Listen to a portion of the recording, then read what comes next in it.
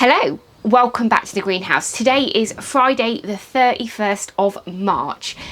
We're well into spring now and the clocks went back on Sunday. So as soon as the clocks went back on Sunday, it was then Monday. We had a really beautiful, lovely sunny day and I came out and got some chores done, and since then it has been raining ever since. I put off filming a video because I was just so sick and tired of coming out here and filming another video saying that I'm in here because it's raining and everything is kind of grey and dull.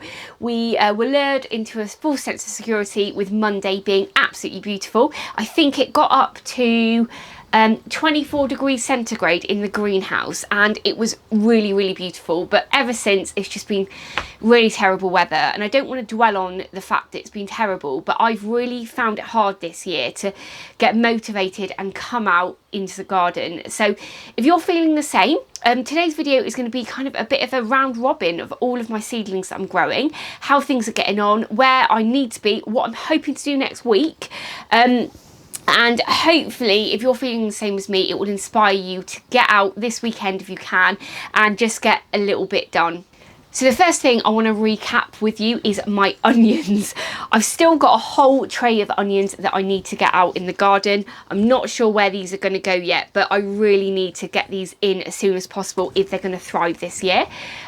Last week I put the onions in my onion bed just on my patio, and then I realised I still had 1.5 of these that I needed to plant up. So earlier in the week when it was raining, I was able to pop out and get one pot that had nothing growing in at the moment, one pot filled with some onions. But what I decided to do with those onions is actually kind of multi-sow them really close together. If you're familiar with no-did, a lot of people now will actually sow their onions together, maybe like 3 or 4 onion seeds together, and then plant them out as a clump and then kind of harvest 1 or 2 off each as they're growing and then do it like that, and it is a much more kind of efficient way of getting kind of more crop in that area. So what I decided to do, as I am running out of space, is just plant 3 together, dot them around a pot, and then I put some wood chip over the top as well. Or actually, sorry, I put the wood chip first and then I planted the onions into that because that was much easier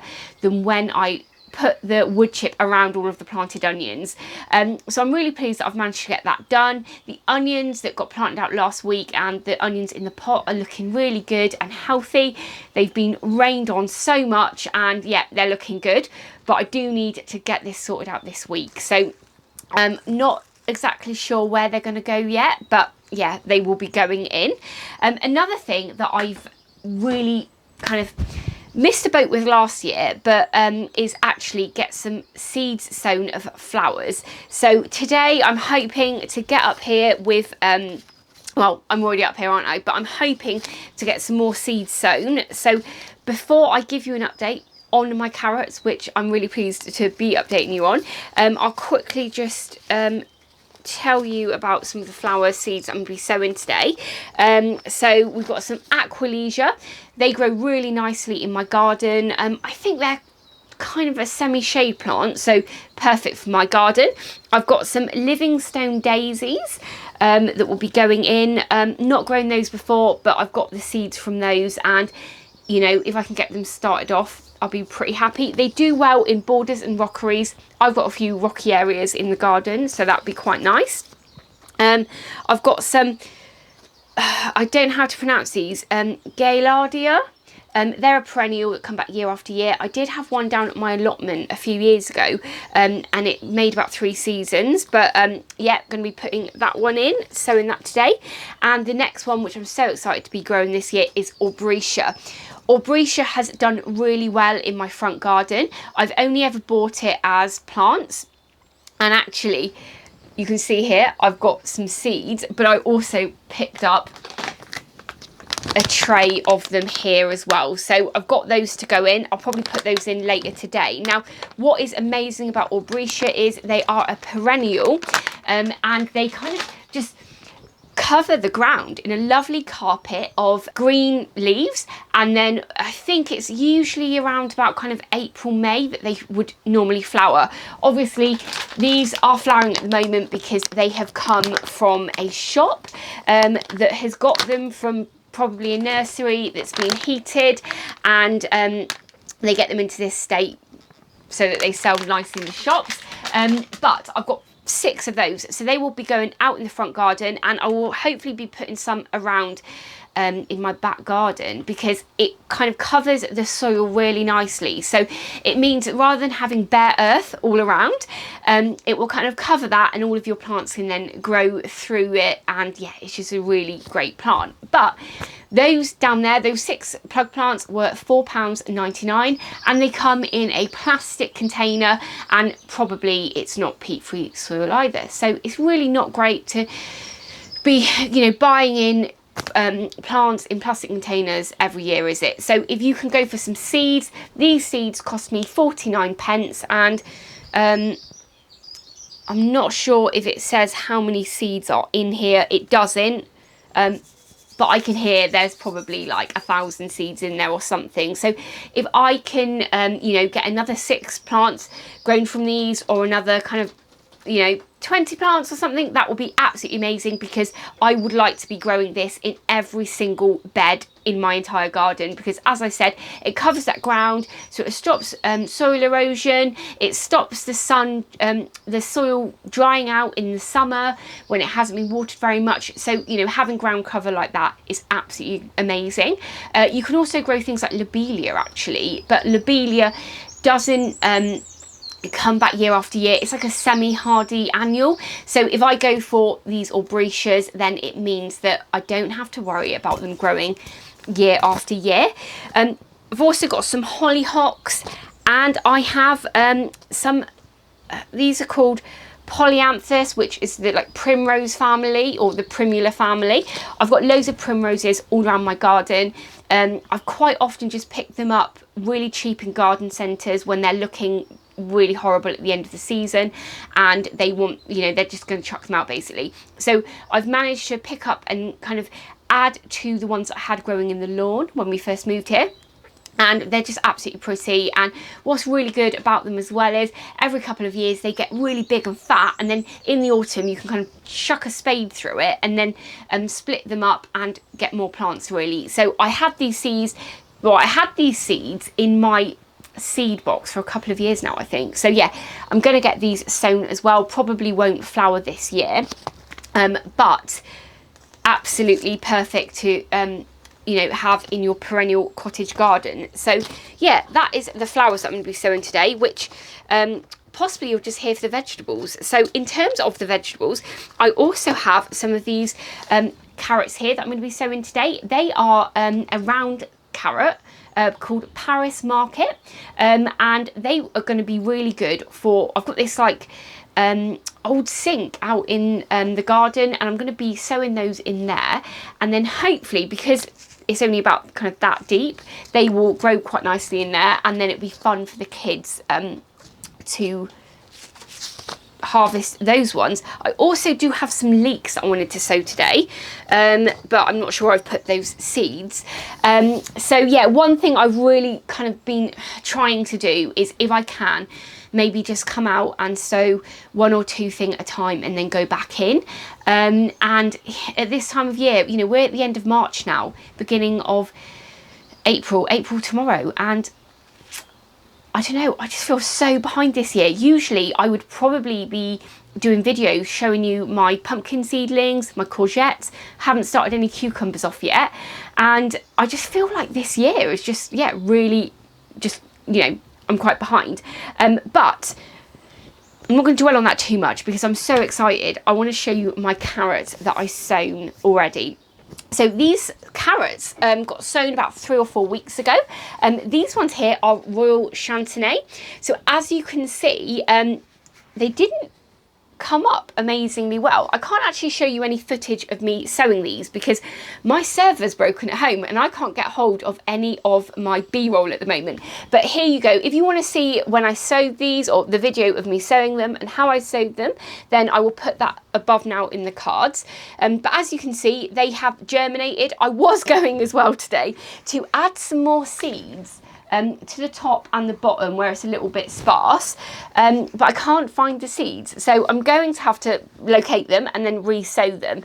Now, this was a bit of an experiment with these seeds because I wanted to grow these inside on a sunny windowsill.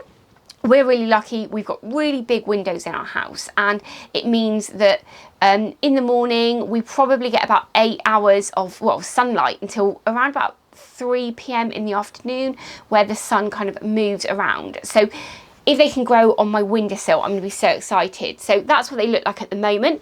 Hopefully we're going to get more sun, it's going to warm up, and these are going to get more light, so be a lot less leggy.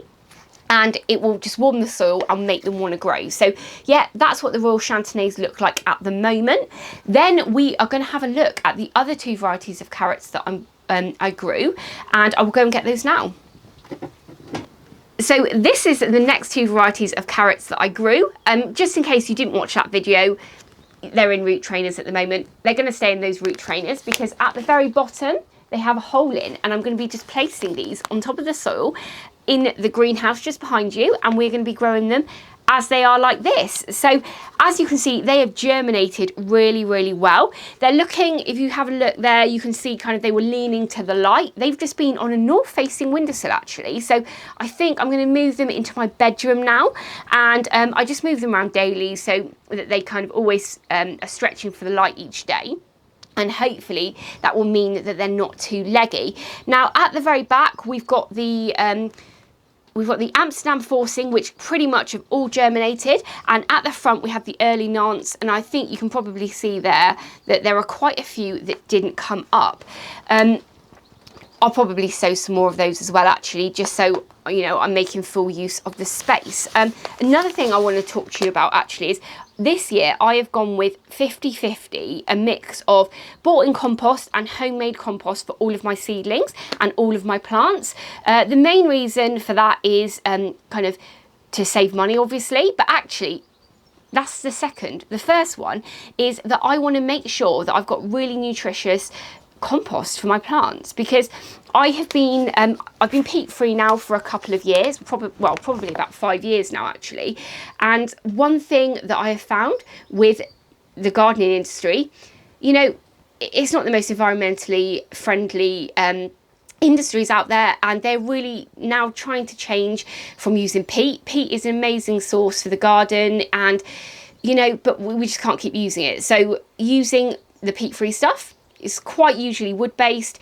Year on year, it's just so hit and miss what it's like. You can buy one variety one year and the same variety the next year, and it's just going to be completely different. So mixing it 50-50, I know that the stuff I've got at home is kind of organic, it's not got any pesticides in, and then the stuff I buy in, you know, if I mix that together, it's going to be better. And then obviously it is cheaper, less plastic bags and things like that. But one thing, one comment I have had from a few different people is that sowing your seeds into homemade compost isn't really the best idea, and that is because it's going to have a load of weed seeds in. I cold compost myself, so you know it is going to be full of weed seeds and things like that. So sorry, that was a bit of a long-winded way of explaining myself, but if you have a look here, you can see that we do have quite a few weed seeds that have come up in and around the carrots. But luckily I know what a carrot seedling looks like, so I can just kind of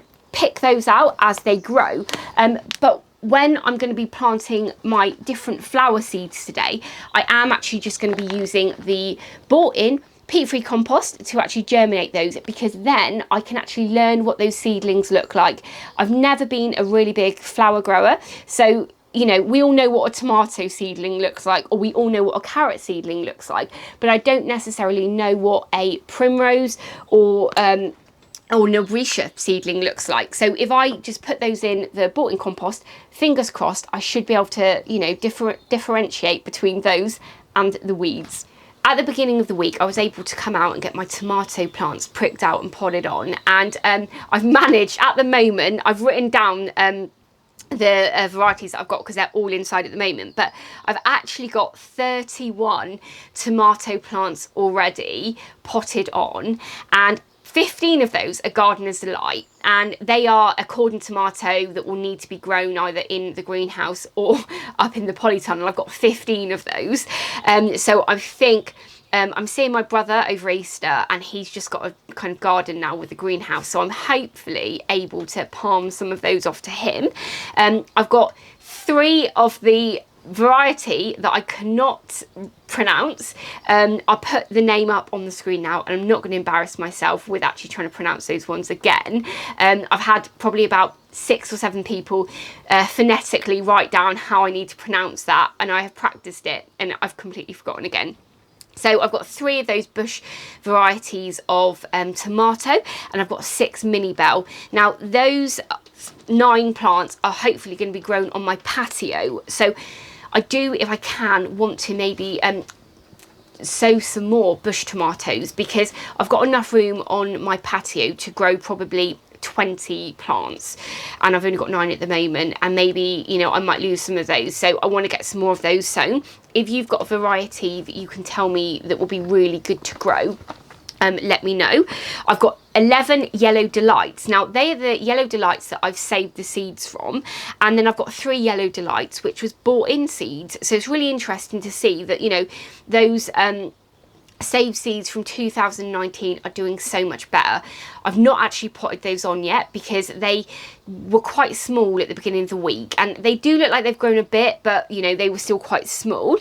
And then I've got 3 Moneymaker. So the Yellow Delights and the Moneymaker still need to be pricked out and potted on. And if you don't know what pricking out and potting on is, or how the kind of best way to do it once you've multi-sowed them, I actually did a video last year, I think it was. So I'll put that above in the cards now and down below in the description, just in case you're interested in finding out some more information about that.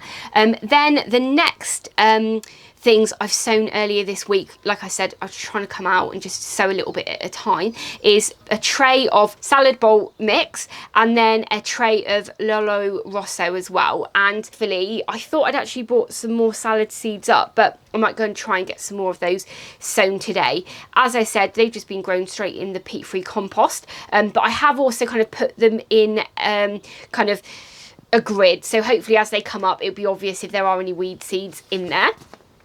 So yeah, that is what I've got growing inside at the moment, and yeah, pretty pleased with that. Now you can see behind me I have all of my pea seeds, well, my pea seedlings. These are early onward, and yeah, you can see they're actually trying to grow onwards out of the pot. Oh my goodness, look at the roots in there. They really need to go in the ground.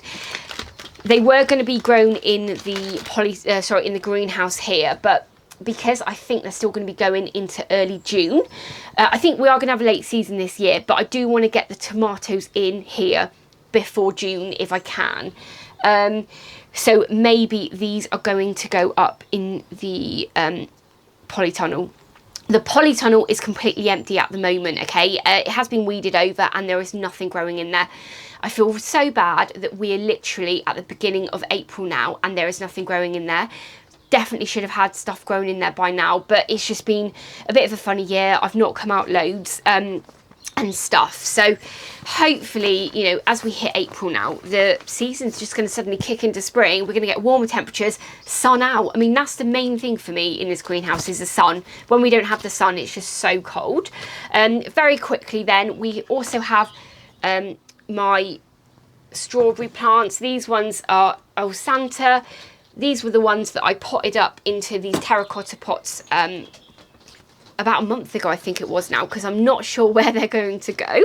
And very quickly now, I've also got some lupin seedlings here. They need to be pricked out and potted on, which I might actually get done in a minute now. And that mainly is because I got given them, and then I've put them in here and not really thought too much about them. So my father-in-law actually gave them to me. They are from Saved Seeds as well. He wasn't able to tell me the variety, but I think they're kind of like a light purple colour. So you can never have too many lupins. Absolutely love lupins. Only ever grown them from seed, and I've had some really good results over the years. So I think, oh, I've got some more strawberries down here.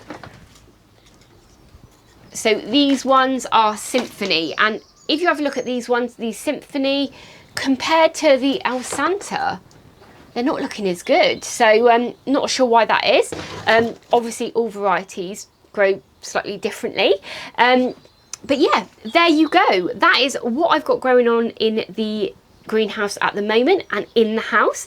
I'm going to, turn the camera around now, get on with sowing some seeds, and then go from there really. I hope you've enjoyed watching today's video. As I'd mentioned, I really didn't want to film another grey video in my greenhouse complaining about the rain again, but you'd be waiting, I think, for a video for a very long time if that was not the case. So, well, if that was the case. So, yeah, fingers crossed. I'm going to try and stay positive and think positively that the season is going to change and things are going to get better. But yeah, there you go. Sorry, I'm going on now. So I really hope you've enjoyed watching today's video. If this is the first time you're watching one of my videos, I really hope you've enjoyed it, but please really hit that subscribe button and ring the bell to be notified of all of my latest videos. As ever, YouTube have some videos up now on the screen that they think you'll like. So please go ahead and watch those, and I'll catch up with you in the next episode. Bye!